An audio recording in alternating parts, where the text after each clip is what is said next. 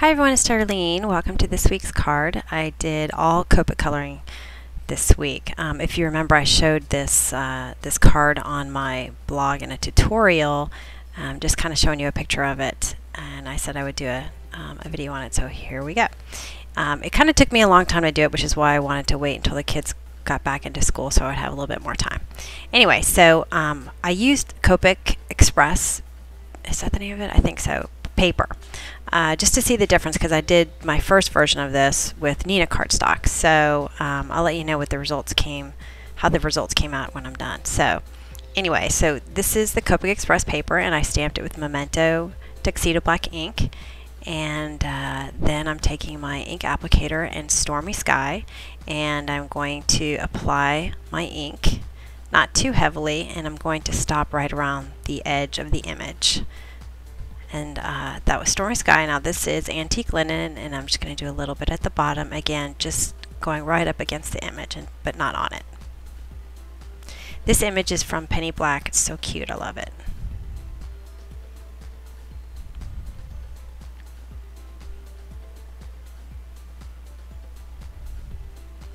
Okay, next step is I'm just going to draw my typical lines down the side. I just wanted to have a little bit of a border there. So that's a Stampin' Up! Black marker. So here we start the coloring. I did the hair first, and I left this a little slower than the rest. I did 4 different colors on the hair, and I'll have all the different numbers I used on my blog.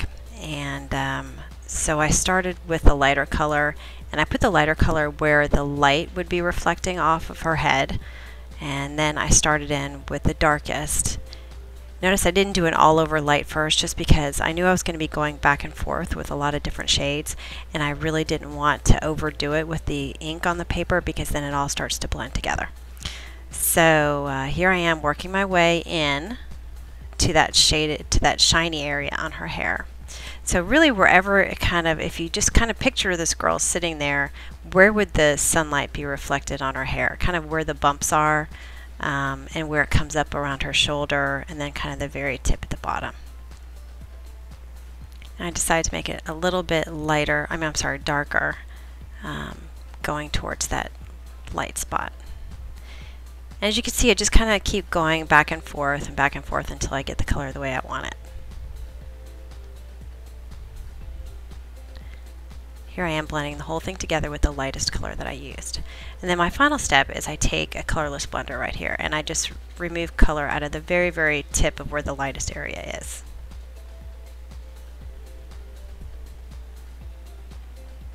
Now I'm going into her skin, and I do an all over light with the skin.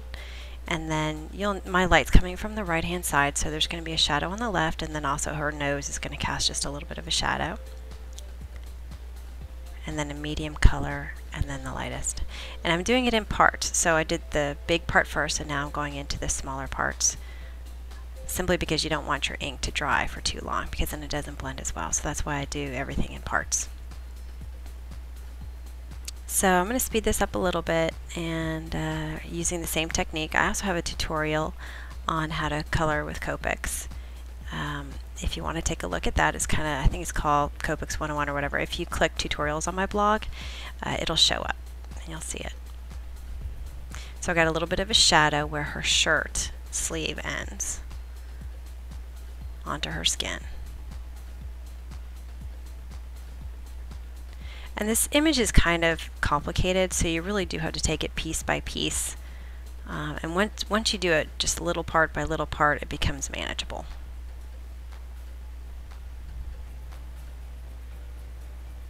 Now for her shirt, I'm using blues, 3 different colors of blue, and I'm going to do an all over light color, and then I'll go in with the darkest.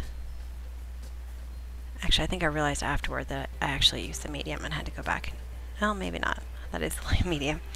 So the darkest is going to be all the way on the left hand side. The medium is going to be on the right hand side. So I'm really not using any dark on the right hand side.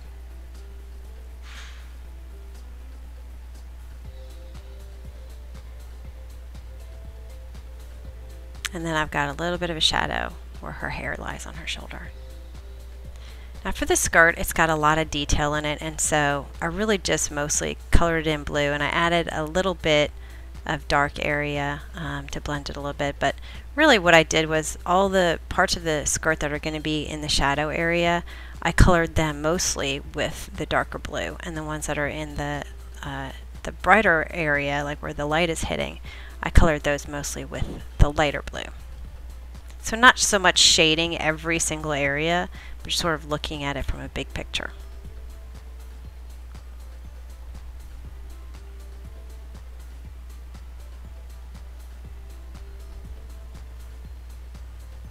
And those little small dots and rings on her skirt were just too small to do any kind of shading, so I just colored those in. For her tights, I colored in every other stripe, and then I used 3 different shades of pink. Colored it all over with the lightest shade, went in with the darkest, and then started blending with medium. There's my medium right there, and then back in with the light. And doing all those different layers, it really kind of all blended together. So I added just a little bit more dark to the top and the bottom, and then the key step is to take that colorless blender, which I'm doing right now, and I'm removing some of the color where the light hits.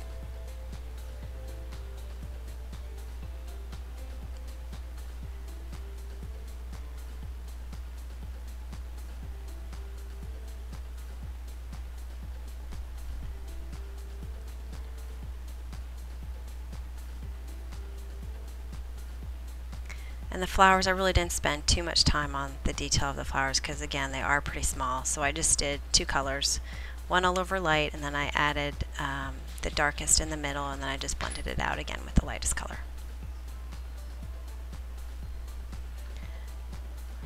Alright, so the boots I think are the most interesting part.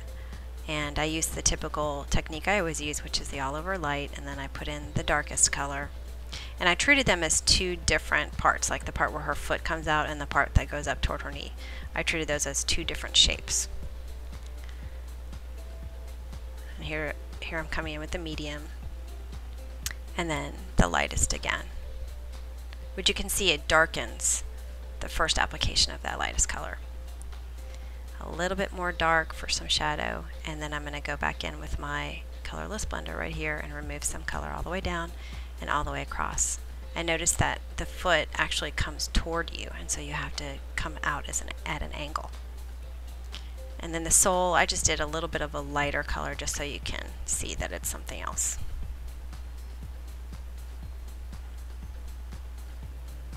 And then the same thing for the other boot, except this one is going to have a little bit more of a darker side on the left because it's on the left side of her body and the light is coming from the right.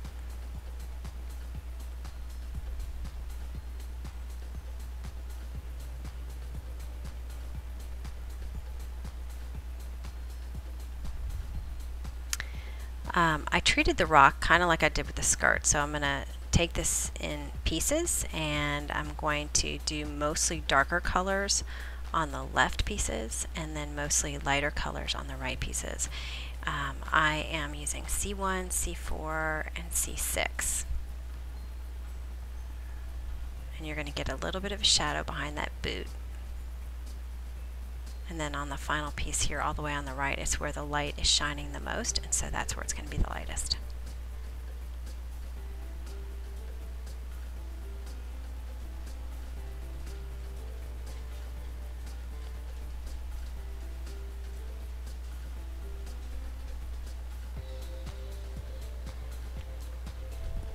I did 3 different shades of yellow for her notebook.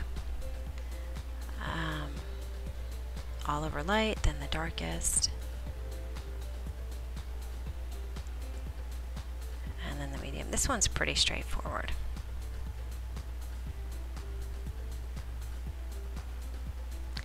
I took some gray and I colored in the binding and the pages.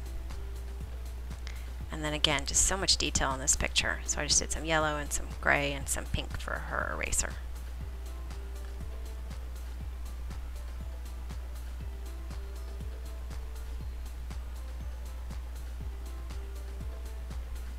These areas are so small that you just have to color it with one color.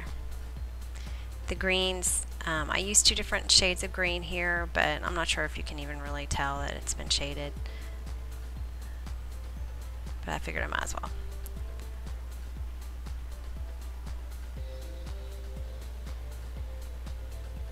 For the grass, I kind of colored it in with this lightest color here. I only used 2 shades, 2 markers, and then I went back in and kind of added some lines with a little bit of a darker color. Went back in with my first one to fill in some of those holes, and then a couple more dashes of that second color. Alright, so now I'm doing, I guess, these poles on either side. They're all colored with Copic, so there's no dimension. It's not 3-dimensional or anything that I popped up with a dimensional or anything. Anyway, so I drew a line that was 3/8 of an inch from each side because that's how much I cut off the sides of the paper of the girl. And I wish I would have done 1/4 of an inch because that's how much actually shows, and it would have been easier to get it exactly the right width. But anyway, so I'm going to do a close-up of this. I'm alternating every 1/2 inch, and I'm doing pink and yellow, pink and yellow. So the next 1/2 inch is going to be yellow. I'm coloring the whole thing in with the lightest color, and then I'm going in with the darkest. I'm going to create a big line on the left-hand side, and that's it. And now here's my medium. I extend the darkest and do a medium on the right, color back in with the lightest color, and then I'm taking my chisel point on my colorless blender and just kind of chiseling a line down the side. So I'm going to show you one more of these, all over light with the pink, the darkest just on the left-hand side, then the medium to extend the dark out, and then add a line on the right with the medium, go back in with the lightest color to blend it together, and then take your chisel point, kind of draw little itty-bitty lines all the way down, and that's going to be kind of your shiny point. So when you do that all the way down, it looks like a pole that has kind of a shiny reflection on it. Now I'm going to adhere all these pieces together, and I'm adhering it to a 4 1/4 by 5 1/2 inch card base, folded base. And I am now punching out the clouds, which is this Fisker's punch.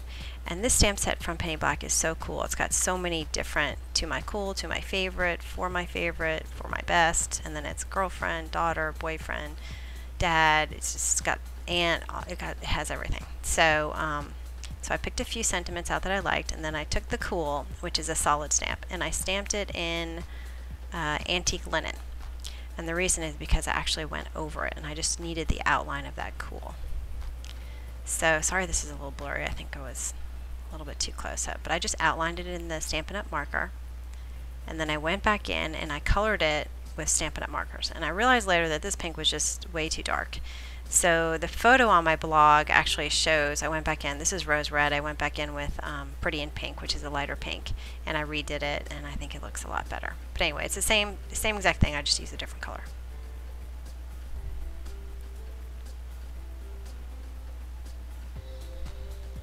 Now I'm taking my Stormy Sky, which is what I used on my background, and I'm going to ink the edges just to kind of define an outline around these clouds.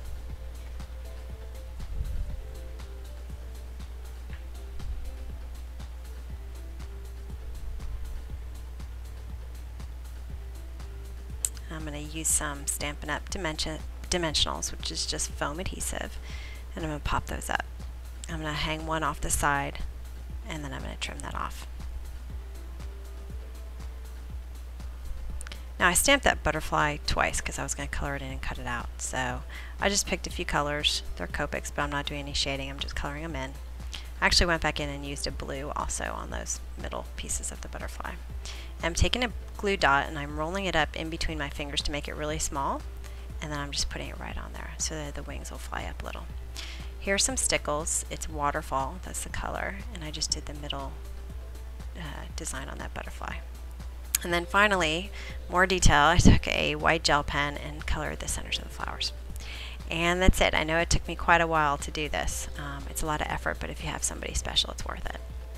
Anyway, hope you enjoyed it, and I'll see you next week. Thanks for watching.